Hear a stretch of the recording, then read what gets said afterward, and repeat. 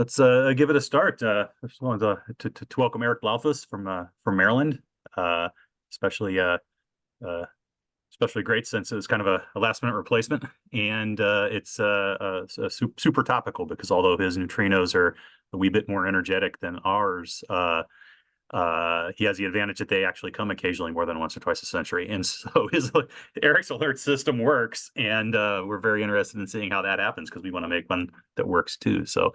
Erik, take it away. All right, great. Thank you. Thank you. Yeah, so I don't know, how people know me. I've been at the University of Maryland now for a couple of decades, building and operating IceCube. And before that, I was a graduate student. I worked with Alec at Super K I was detecting solar neutrinos at Super K back when it was Super K1. So long ago. So today I'm going to find my mouse. Okay, so I'm going to tell you a little bit more about neutrinos at a higher energy. So beyond, what IceCube can do, which I won't even talk about today in contribution for looking for galactic supernova neutrinos. We've made many observations of much higher energy neutrinos, what we call astrophysical neutrinos, coming from what we believe are sources outside our galaxy. And I say what we believe because we, are still working hard to identify the actual sources. So I'll talk a bit today about what is IceCube and how it works, since I'm not sure everyone probably is fully aware of how it works, what we've seen in astrophysical neutrinos. We have a system set up to send real-time alerts and do targeted of opportunity neutrino searches, and then I'll talk a bit about what we're looking to do next after more than a decade of operating IceCube. So neutrinos are a unique probe of astrophysical objects. We want to really use them. They're very strongly tied to hadronic interactions, so that's interactions of cosmic rays near or in astrophysical sources. And so we want to use these as a probe of, trying to understand the high energy universe, trying to find out where the acceleration is happening to these very, very high energy cosmic rays that are still remain a mystery after more than 100 years since their detection. They have some advantages. They're not bent by magnetic fields like cosmic rays, which end up pointing in random directions once they reach the Earth. And they're given their low interaction cross section, don't really interact with intervening matter before they reach the Earth, right? So, some gamma rays are going to be absorbed, and there are regions of. I hope you guys can see my mouse pointer. Regions of the energy spectrum where we are really the only game in town in terms of not being absorbed by backgrounds but still being visible. But given that low interaction cross section, you do need a very, very large detector because the interactions are much rarer. So the general idea for detecting these higher energy neutrinos is you build a large detector that's sensitive to shrink-off light, and you don't directly observe the neutrinos, but you observe the products of their interactions in or near your detector. So in this case, this is a muon type high energy neutrino interacting, producing a muon. That muon goes through your detector. You see that, you can reconstruct it. Use assume the kinematics will tell you where the neutrino has come from. Now, these detectors are quite large. In the case of IceCube, we're talking about a cubic kilometer of ice. You need something on that scale to really detect a high enough rate. So we have, found the South Pole to be a very, very good place for this, not just because it's very clear ice, but because of a lot of the infrastructure the National Science Foundation is able to provide with the South Pole Station and then cargo to get things down there, right? To move 6,000 photosensors down there, the drill, the people to work down there. This is all part of the infrastructure that the NSF provides that makes it a unique site in the world. So we built IceCube. We finished construction in 2010, and we've been operating it ever since. It is 86 of what we call these strings. They're vertical strings, each one instrumented with 60 of these photosensors we call DOMs. There are over 5,800 of them in the detector. They're all actively operating, and they've been very, very robust. all the data goes up these strings to the central counting house where we do all of our data filtering, reduction, calibrations before sending it out over the satellite. And I'll talk a bit about more how that works. But we're sitting at the bottom of the world, so actually from an astronomy point of view, it's a very simple place, right? Everything just spins and circles around you. So, knowing exactly, the sky doesn't much change except for the direction around you. Okay, so at the center of these things are these things we call DOMs. They're a fully contained detection unit. There's a photomultiplier tube, a 10-inch photomultiplier tube that's detecting the light in this 1-inch thick glass pressure sphere. There's magnetic field protection to prevent you losing from signal, and it's all digitized on electronics inside this DOM. Data's buffered there and then sent to the surface digitally. So there's very little distortion of the signal. There's onboard calibration devices. And these things have been extremely robust. 98% of the DOMs we deployed starting in 2006 are still operating today and returning good data. If you're ever here at the University of Maryland, we've got one hanging in the lab. You're welcome to come by, take a look. I know it's a long drive for some people, but we're always welcome people here. IceCube is sensitive to all flavors of neutrinos. That is muon neutrinos, electron neutrinos, tau neutrinos. They all give a slightly different footprint in our detector once you detect them. Of course, the muons, they can interact inside the detector or outside the detector. And if the muon goes through the detector, you still detect it. So that non-contained part gives you a relatively poor energy resolution, since a lot of the energy can be lost, but you can do pretty well. But the long lever arm gives you a very good angular resolution. The electron neutrinos and some lower level tau neutrinos, these just look like showers of light with slight asymmetries that give you the order 10-degree angular uncertainty. But you have very good energy resolution because all of the energy is contained within the detector. And of course, once you get to kind of PeV scale, tau neutrinos, you should expect this interaction of the tau. The tau particle will live long enough relativistically to decay separated, and you get these pretty double bang events. And to this date, we have not observed anything that looks like this from simulation. We have now evidence that we have these two overlapping cascades from what we think are tau events that totally fit with what you expect from a full astrophysical mixing of muon neutrinos, electron neutrinos, and tau neutrinos over these cosmic baselines we're talking about. Okay, so a very simple movie about how this works. So what you're seeing here is a simulation of like 0.01% of shrink-off photons generated by 100 TeV muon as it passes through the ice. And here at the beginning, you can really see, so very short distances, you can see this very sharp shrink-off angle.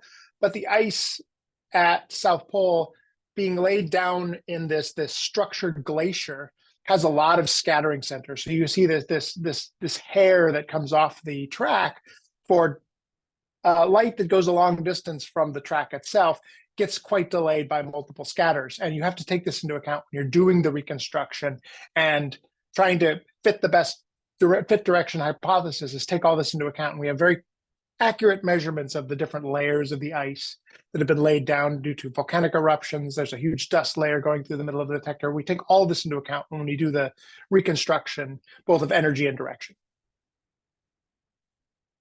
And I will point out, this is a small enough group. If I'm going over something too fast, I would encourage people to, let me know, and I can spend as much time as you want on this stuff.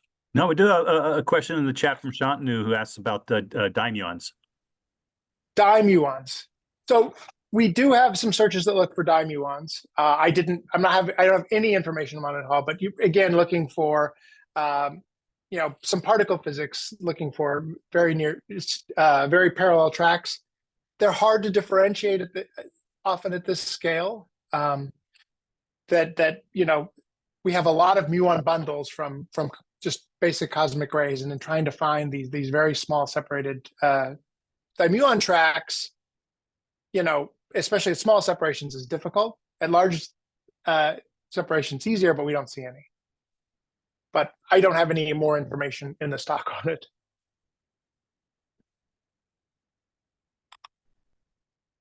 Okay. Unfortunately, it's not quite as simple as I made it sound to detect astrophysical neutrinos. We do have substantial backgrounds. For example, the cosmic ray air showers, as most people know who work in underground detectors, you're bombarded by muons from these cosmic ray air showers going through your detector all the time. So at IceCube, that's about 2.8 kilohertz of muon events going through your detector at all times. So there's this huge background of muons in the downward going direction, as well as a irreducible background of atmospheric neutrinos from the same cosmic ray interactions all over the Earth. We see about 100,000 atmospheric neutrino interactions a year. We see several billion cosmic ray muons, and we see hundreds of, order 100 astrophysical neutrinos. So it's a very large scale difference in terms of, one in a million is an atmospheric neutrino, 1 in a billion is a astrophysical neutrino. But we do have some handles we can do to really try to separate these things. One of them is, just look for the highest energy tracks. The atmospheric neutrino spectrum falls off very quickly with energy, and at some point, kind of around 100 TeV, you start getting to a point where you can say, okay, this is much more likely to be astrophysical just based on energetics. The other one is looking for starting events that happen inside your detector. When events that happen inside your detector, you have a veto effect and muon that will prevent additional muons from the outside coming in and really interacting it. And then you get an additional bonus with that. If it's a downgoing event and it's coming from an air shower at high energies, you're more likely than not to have an accompanying muon from that air shower, which would prevent you from seeing just a clean starting event. So downgoing starting events are almost always astrophysical events. So we have several measures of the high energy universe so far. First, we're looking just at all events coming in our detector, kind of what we call our diffuse neutrino measurement, right? We are able to see this strong signal. This is kind of our best estimate of what it looks like in different analyses versus energy. This in GeV. So this is a PeV right here. And then down here is kind of the TeV energy scale. And you can see that we see these, very large flux of not large, but we see this flux of astrophysical neutrinos from many different places in the sky. And one of the issues we've been really dealing with since we discovered this over a decade ago is trying to understand what are the sources we're seeing in our data. And that's where things get a little more complicated. So far, we have been identifying a couple. We've identified the active galaxy NGC 1068, one of the Messier objects, as a strong source of storing up in our standard search for a hottest spot in the sky coming in at 4.2 sigma. So none of these have reached a 5 sigma point source discovery level, but the astrophysical neutrinos are well above that in terms of seeing an excess of events over your expected backgrounds from atmospherics in the diffuse analysis. Another one is TXS. I'll talk a little bit more about that later. That was discovered in our alert system. And then as of last year, we've been seeing excess of events from the galactic plane, right? So that's cosmic rays interacting in the dense material in the galactic plane and giving you neutrinos, kind of analogous to the observation from Fermi at the highest energies in the galactic plane. Now, whether there are sources additionally mixed in there or all just interactions of cosmic rays, and that's something we're still working to untangle. It's a very weak signal and so trying to resolve point sources and the diffuse signal is still very much an active work in progress. But what we can do is when we're looking at these diffuse astrophysical neutrinos, when we see events out here at a PeV, we know that they're very likely not background. So what we do is we map carefully our signal. This is what we see as a function of energy on the x-axis and as a declination. So this is fully coming up through the center of the Earth. This is straight down going. You can see the different backgrounds that dominate. Down here, you see that this large area of muons that are passing our initial selections. And then down here, you see the atmospheric neutrinos. Again, as I pointed out, those die off very quickly with energy. So if you pick the events out here at the highest energies in all these different bands, you can say with high confidence that a single event is an interesting astrophysical neutrino and send out an alert. And that's what we do. We do this identification in real time at the South Pole. We have a computing cluster sitting in the counting house on top of the detector.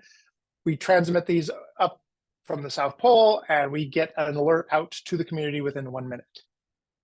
IceCube basically runs all the time. There's not much going on down there, so we have really good uptime of that exceeds 99% over the course of a year. And then we send this out to get community observations looking for gamma ray or optical signals that match these things. So you get an event that looks like this. If you've never seen one of these things, you can kind of get an idea of what our event display looks like. The colors tend to indicate the time of arrival. So from red to blue is early to late light, and the size of the ball gives you an indication of the charge. So this was a nice event that looks like it started in our detector and then exited. So we've been doing this now for 8 years. We've made a couple of updates to the system since then, but we have basically 2 alert level selections. We send alerts we call gold, which we like to believe are on average 50% likely to be of astrophysical origin relative to the backgrounds, and then bronze alerts, which we say are roughly 30% likely to be average of origin. So, 1-to-1 chances of being astrophysical and 2-to-1. We send about 30 of these a year for these track alerts. So these are through-going track alerts. The reason we pick on tracks is because they have very good pointing. We can tend to get to less than a degree area in the sky. But you can kind of see that they kind of peak in sensitivity around the horizon. And that's one, it's very difficult when you look at that previous plot here. Up here, you must go to very high energies for the downgoing region.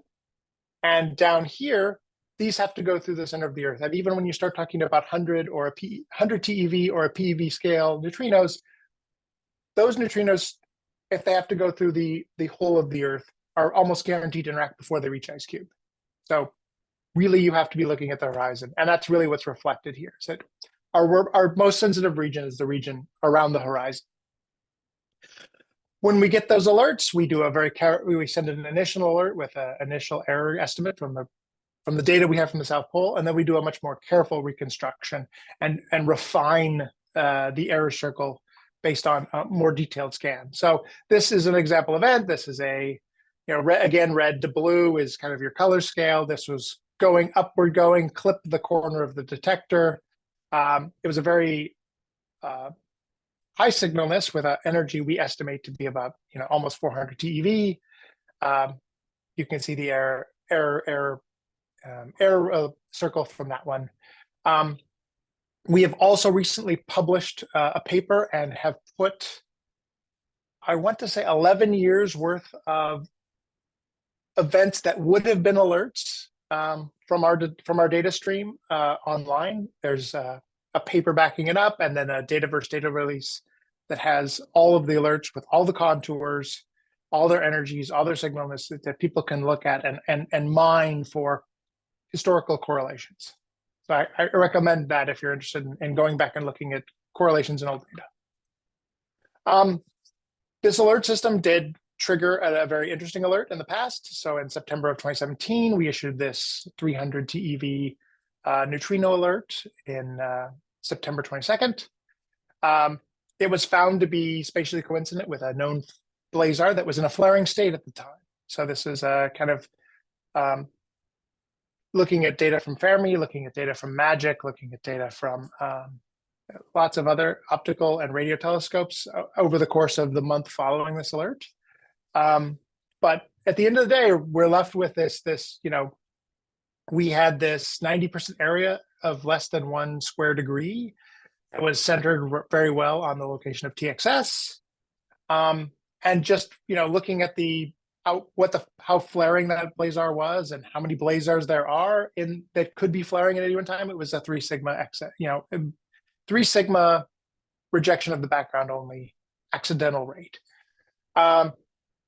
Addition to that, we went back and looked in IceCube data around the time of that alert and going backwards in all of our data, and we found another excess in our own data alone that was at the 3.5 sigma excess level. So 13 events over our expected background from the location of TXS at this point in the sky, roughly 2 years before the alert and over a 6-month period of time. And we published that at the same time.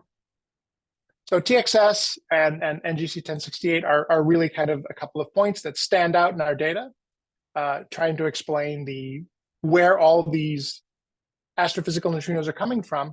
But taken as a whole, plus the galactic plane signal, we're only able to explain 10, 15, maybe tops 20% of the astrophysical neutrinos we're seeing. The rest remain unknown where they're coming. Additionally, we have cascade-like events that we look at. These are at higher energies. The nice thing about these is the cascade backgrounds are much, much reduced. So when you see these high energy cascades, they're much more astrophysically pure. They're almost 90% astrophysical neutrinos from the start. Unfortunately, they don't point as well. You kind of get this angular uncertainty of kind of a little less than 10 degrees for the diameter of the air circle. It's very difficult to do very precise astronomy with these. But when you're talking about flaring sources, if these were received in coordination with a LIGO error circle, for example, it could be potentially very interesting given their low rate. So I've peppered this talk full of links. I will make sure this gets sent to Alec and Segep so they can post it. How am I doing on time? Okay. Beyond sending out the alerts, we also want to be able to respond to the community when they say, "Hey, we just saw a gravitational wave event. We just saw a flaring AGN. We just saw a supernova. What can IceCube say? Well, how can we do that?" So looking at our data, this is what we see. This is events in the northern hemisphere. You can see this very steeply falling atmospheric neutrino, where then you switch over to the astrophysical dominated signal. But even going to lower energies, you can see that if you have a potential astrophysical signal, there's still lots of events buried in that background of atmospheric neutrinos. If we can, we have point source methods that look for, the atmospheric backgrounds are completely random in the sky. So basically make a uniform map. So if you see an excess from these events, when you stack them up, you can say something interesting potentially, or you can search and at least set an interesting upper limit. And this is what we do, right? We use this sample of 100,000 atmospheric neutrinos we see every year and can perform time-sensitive point source searches, time-dependent ones looking, hey, during that flare of the gravitational wave, 1,000 seconds, did we see any tracks? Our background's almost 0 in that time. So if you see a track or two, it's a very interesting result. And we've been doing this now with LIGO, with following up flaring AGNs, and we have a very active program that looks for these ATELs, GCNs, and sends out responses. And you can find all the details about that program online. For example, we've been following gravitational waves, and I've cherry-picked one. During the 04 run of 04A that just is now on hiatus, we've been sending out these alerts very quickly. Here's a historical example where we have this gravitational wave uncertainty regions, and you can see we have during that 1,000 seconds, we have kind of 6 events from IceCube that show up on the sky, and you kind of get this idea that, hey, maybe this one's interesting. When we see these interesting overlaps, we let the gravitational wave community know. Right, one of the issues the gravitational wave community has is that LIGO doesn't point very well in most cases. So being able to come along and say, maybe this is a seed point for the follow-up investigations in optical astronomy, right?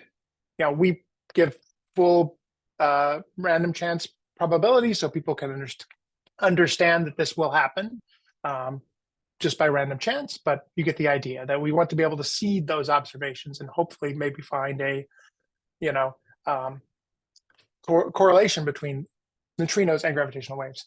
Beyond that, we can also set interesting limits on some classes of theoretical models. For example, you know, when you have a neutron-neutron star merger, there were lots of theoretical predictions that predicted a neutrino flux just from that outflow. Unfortunately, this one was at a poor location for IceCube in terms of energy. It was in the southern hemisphere, so our sensitivity wasn't as good. But an event like this in the northern hemisphere or near the horizon is going to provide much stronger models in terms of you know, what we can say about these models. So how do we do this? I'm going to spend a couple of slides talking about how, you know, kind of the pieces that go into making these alerts and some of the issues we fight with all the time. So we have this huge computing farm at the South Pole.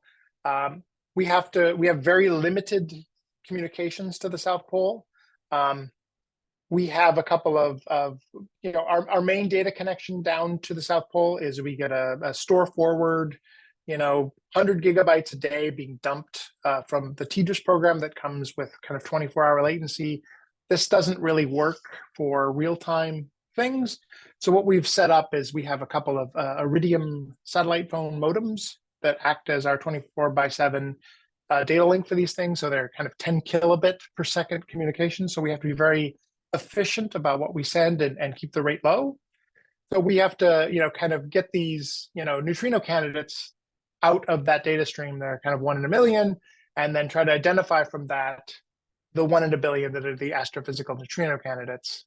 So, you know, we use all this information. We also keep track of the detector data quality using a lot of these measures, so we can reject periods of time where the detector seems unstable, even if they're rare.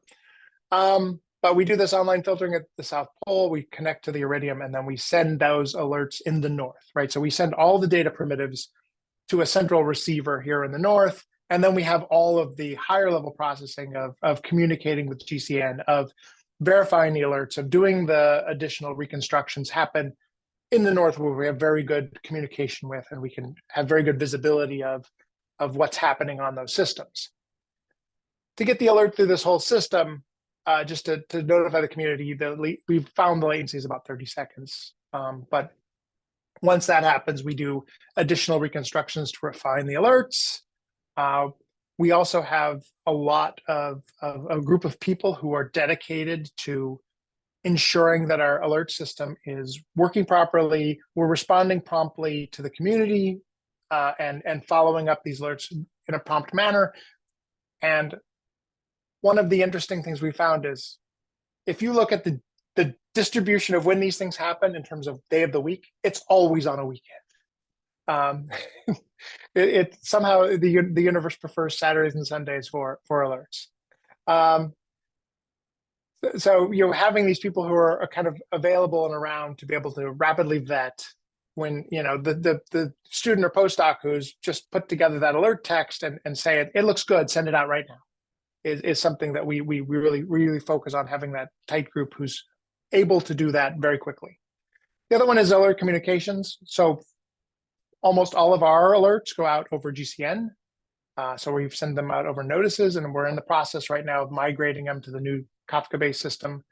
Our old notices have, you know, a lot of, we'd like to add more information that we really can't because the classic system has been frozen for some time, but we think with this move to Kafka, we'll be able to add more additional and richer information.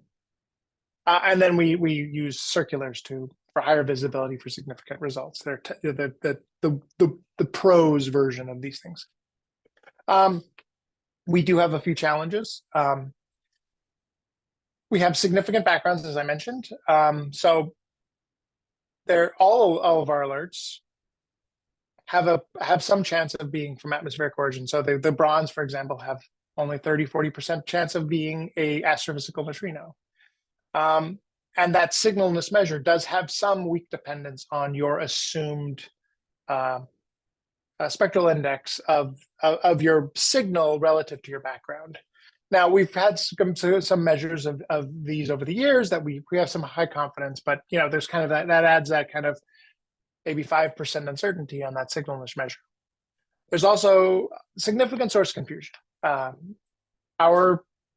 of our angular reconstructions, as you saw for cascades, kind of can be 5 or 10 degrees. There are many, many sources in a 5 or 10 degree source circle on the window. So you can have many potential sources showing up. You can apply some models saying, oh, well, we're really only interested in things that can produce high energy events.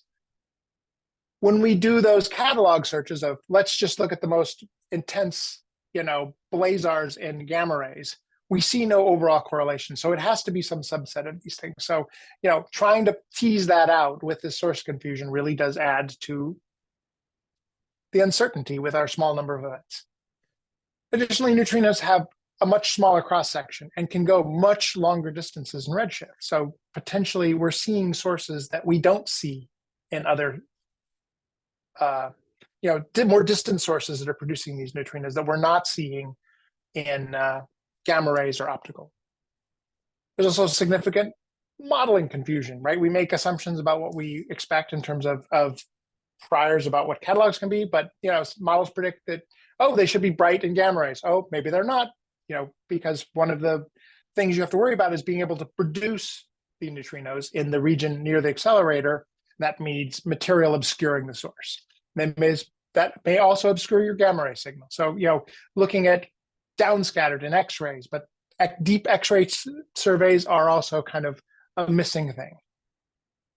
And I think the final challenge is we're talking about a very small number of events, right? We're talking about 30 events per year with maybe half of them being real astrophysical neutrinos. It's a small number, and having more of those would be a real win. And so that's the next thing we're working on, is really trying to, how can we make our signals better?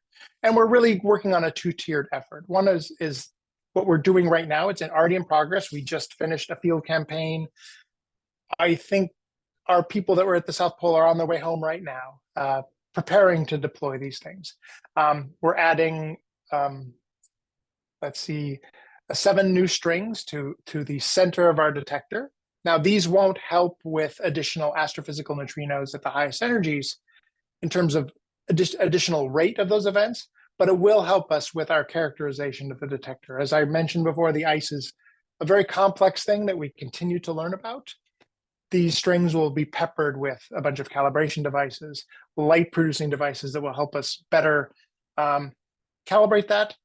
And the ice is extremely stable. So we'll be able to go back and reprocess what will be 15 years of alert data and give refined angular uncertainties once we have results from this detector. And then the other one is, really building a bigger boat, right? Is trying to find more of these neutrinos. So that's what we're calling IceCube Gen 2. We've been talking about this for a while. It got a lot of in the decadal survey and P5, it was certainly mentioned as a potential thing to be moving forward over the next few years. But the idea here is to build a much larger neutrino observatory. So 8 to times 10 larger optical shrink-up detector. So basically a bigger IceCube. String spacings would grow a little bit. So but in the astrophysical neutrino detection range, it'd be very, very, very efficient. So you can think about what you'd see from, an increase from something like a TXS flare. You would definitely be going from kind of, 3 sigma to, 12 sigma, if that was the same level of signal coming out of it. This would also have a very large radio neutrino detection to probe much higher energy. So it'd be kind of 500 square kilometers of footprint, and then a large surface detector to potentially veto downgoing cosmic rays and really open up the southern sky for astrophysical neutrino searches. Okay, so that's all I had. I was told to kind of keep this to a little more than a half an hour, but so our real-time multi-messenger astrophysics operations are an integral part of what we do in IceCube. We're continuing to expand them. We have new reconstructions, new alerts that we're aiming to work into our real-time alerts to give better angular resolution for cascades. Those type of things are things we're looking for. And we think neutrinos are an important part of the global multi-mission discovery effort.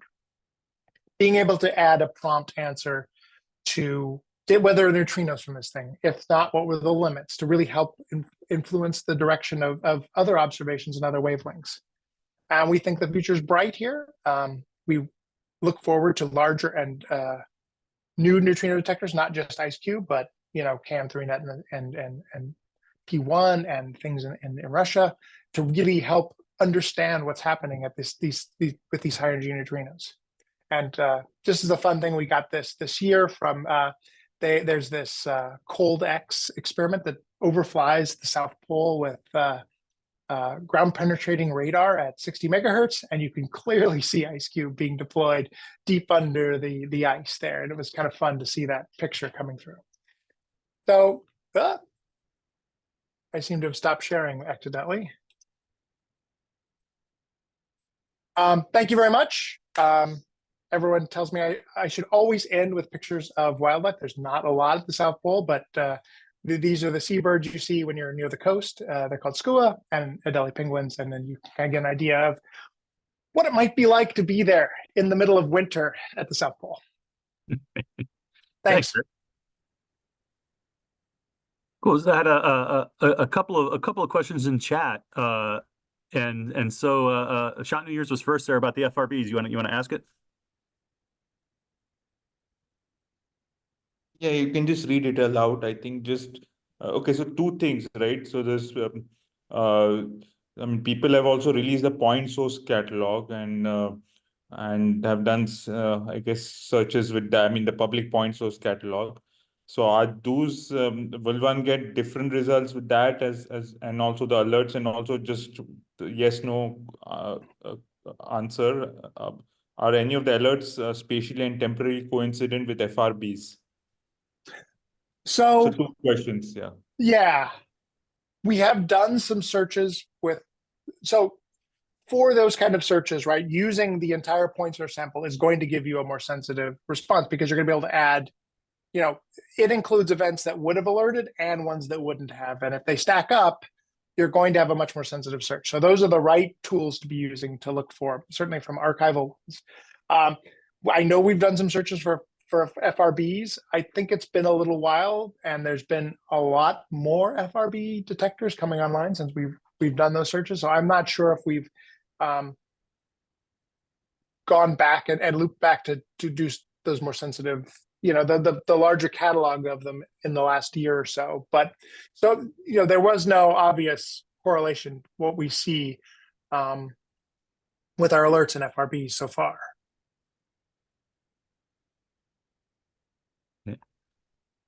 Thanks. One more chat question, and then Kate has her hand raised. Bikash, you wanna ask it, or should I read it?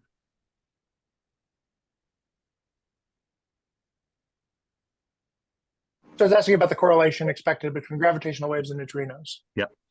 Right. So I think that there are certainly models that predict in the neutron-neutron star merger scenario where you have this large explosion happening after that you're expecting some particle acceleration, kind of analogous to what driving the R process that people are seeing, that if that's really going on and there's a significant acceleration, that during that outflow you'd have neutrino production as well, just because there's so much material in a neutron-neutron star scenario. Black hole mergers, maybe less so, because there's expectations there's less material around those objects to really be targets for neutrino production. And neutron-neutron star mergers are certainly a subset of what we measure, but we search all of them to try to be as model independent as we can. But yeah, I mean, I think the focus there is on the neutron-neutron stars as a potential, accelerator for of cosmic rays and producer of neutrinos. Okay, thanks. Kate. Hi, thanks for this great talk, Eric. Could you just go back to that last slide on the cold X? I hadn't seen that before. That is amazing. Oh, I keep clicking on this and it closes the window I'm sharing. All right. Yeah, they just did this measurement this year. I mean, is there sort of other, I mean, that looks like that's is that valuable information for IceCube too on the density of the layers and all that kind of So stuff? we have very good measurement down to 10 centimeter precision from deployed laser pulsars that we send down the holes after they've been drilled. So we have very good precision, but I think that the large scale layering is something that the people who study the ice model are certainly interested in. The other interesting thing is being able to quantify what the surface looks like for potential future drilling locations. You don't want to hit something when you start drilling a hole. And there's lots of buried junk at the South Pole. And were they, was that image made sort of by accident, or was it actually? No. It was intended. They were doing flyovers over this area. But they're looking at a much larger. I mean, this is just one snapshot of multiple flights they made in the larger glacial area. Oh, that's pretty cool. Yeah, that was a very amazing image to see just the entire detector. And what's the there's that brighter line at the bottom. What's going on with that? That's the bedrock. That's the bedrock. Oh. Yes. So Antarctica is a continent, sits on bedrock, and then has roughly 2.5 kilometers of ice on top of it. Well, almost 3. Yeah, so you're not getting much deeper. We can't go much deeper. We think we can go a little bit deeper with Gen 2. We think we can go maybe another 200 meters. But this glacier moves east to west at 10 meters per year. So it's not clear what the deformation region down here looks like, and is there shear in that ice? And we don't want to have the strings being sheared over the course of a couple of years. Yeah. We know where we're at, you can see the bottom of IceCube here, that we don't see any evidence of shear. We have sensitive accelerometers that are looking for any kind of tilt in the bottom modules. And we haven't seen it in a decade. So we're pretty confident we can go as deep as we are. We think we can maybe go another 200 meters deeper and still remain safe. But below that's the danger zone. Yeah. Joost. Yeah, you mentioned the GCN notice you're sending out. And I was wondering if you had done any kind of direct work talking to astronomers to prepare them for the alerts you're sending out. So we do a lot, but we tend to focus on like air shrink-up telescopes, Fermi, the gamma ray community more than the optical community. I think there's definitely maybe a bias that we're expecting, high energy neutrinos and high energy responses, and we know that those are a different class of sources often that are producing these things, and the optical understanding of those sources and radio understanding of those sources is important. But I think that one of the things we are struggling with is, how do we get engaged with things like Rubin? There's going to be a lot of alerts, and understand. Again, as I mentioned earlier, I always consider myself kind of a bad astronomer, right? I've never had any training in astronomy other than neutrinos, and it's a different language. There's lots of transient sources at those energies that I don't understand, and I won't pretend to understand. But what are appropriate ones to be searching for? TeV, PeV, neutrino counterparts from. I think it's a place we can definitely improve our collaboration, but by choosing things like GCN for our primary alerts, we're already targeting I would say, the high energy community, right? Astronomers' telegrams and the transit name server are really what those lower energy astronomers, optical astronomers and whatnot, look at more carefully than I'd say GCNs. But I think it's a place we definitely can improve. Shinsaku. Hi, Eric. Thanks for the very nice talk. Thanks. Talking about this GCN alert. So I assume after the initial alert, you sort of, update things as, you improve the analysis or you get some other information. What sort of things have you typically been able to improve or you expect to improve, for future alerts? Yeah, so we've been using one of the things we do is a full likelihood space scan of the event direction to try to refine the position and actually refine the error on the position more accurately. And we have some newer models of the ICE model and the probability distribution functions that go into the likelihood reconstruction from that updated ICE model that we feel are more accurate in terms of the resulting resulting error and kind of more uniform. What we see when we do a deep dive into our alerts is events that go vertically or horizontally. They have different. We see a bifurcation of the classes of alerts depending on or how many stochastics the track gave off during its track through the volume. Those should not impact the measured angular uncertainty, but we're finding they do, and we find the new tools are more robust against that. And that's so we're doing careful tests right now to prepare that to replace our offline follow-up reconstruction to give a better error, a better, more robust error estimate at the end of the day.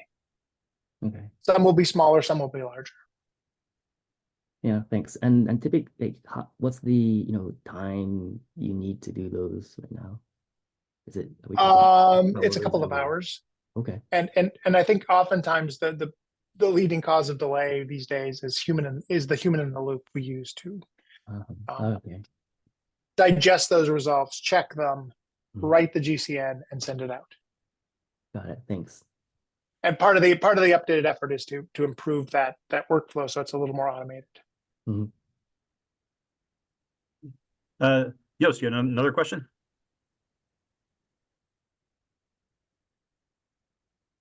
Oops, sorry, no, just Okay. forgot to lower the hand. I do have one about the and then some mechanics of getting the alert out. So you send out these error contours like you showed for the TXS. How do you put that on a web page? Do you shove that into a packet? How does that go out to people? Currently, it's not going out in real time.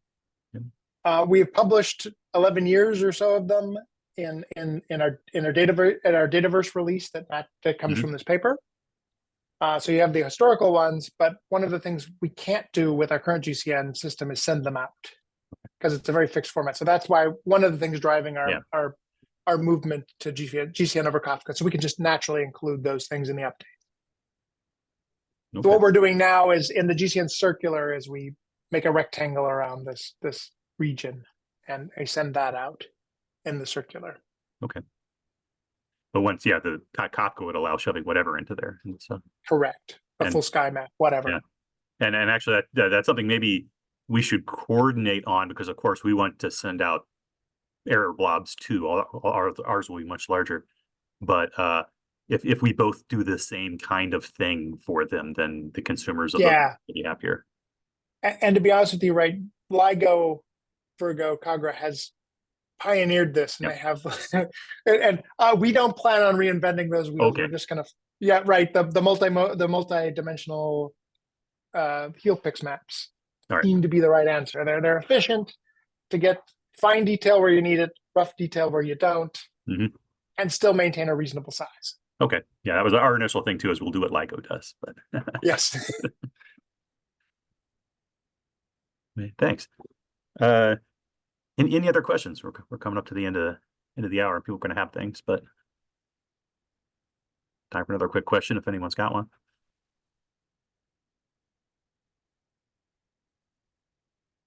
Okay. Yep. And just points out that upcoming seminars in this series and recordings and the recording of today will go up there as well. Link to it for related supernova and multi-messenger astronomy fun. And you can pass the links to people who weren't awake right now.